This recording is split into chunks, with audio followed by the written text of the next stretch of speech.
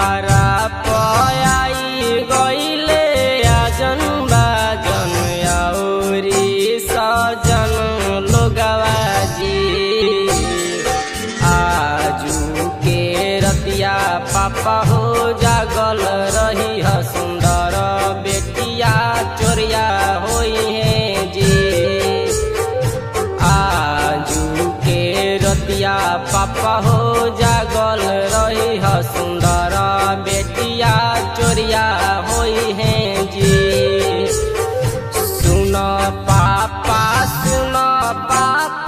जागल रही है आजू रतिया चोरवा आई है जी। सुन पापा जागल रही है आज रतिया चोरवा आई है जी। माड़ावा में आई है अनजान लोगवा धियावा के ले जई है जी। माड़ावा में आई है अनजान लोगवा बेटिया के ले जई है जी।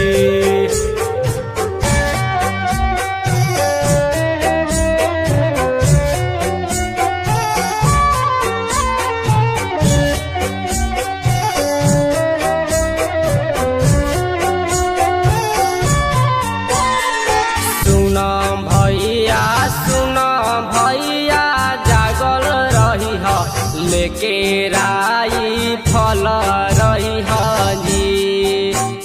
सुन भैया जागल रही है लेके राई फल रही है जी। रात भर दिह तू पहारावा नहीं तो बहिनी चोरी होई है जी। रात भर दिह तू पहारावा नहीं तो बहिनी चोरी होई है जी। एहो चाचा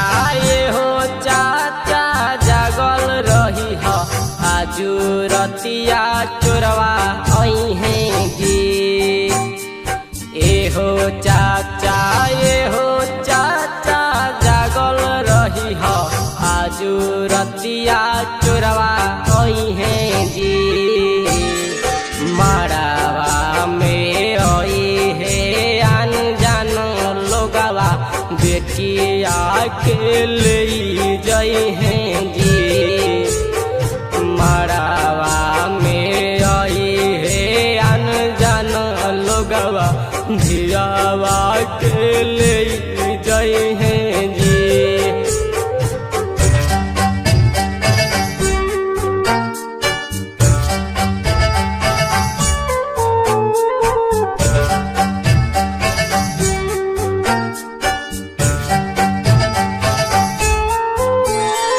राकेश जदुआ के बोलाइली ह और मनवा से फरही जी। प्रेम बीरमपुरी के बोलाइली ह और मनवा से फरही जी। दुना लाल भैया के बोलाइली ह बेटी के बचाइली हजी। धीरज भैया के बोलाइली ह धिया के बचाइली हजी। दुआरा पयाई गईले आजन बाजन और सजन लोगवा जी। दुआरा पयाई गईले आजन बाजन और सजन लोगवा जी।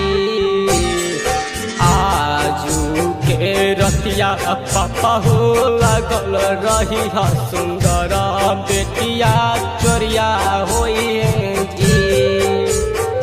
आजू के रतिया पापा हो जागल रही हा सुंदर बेटिया चोरिया हो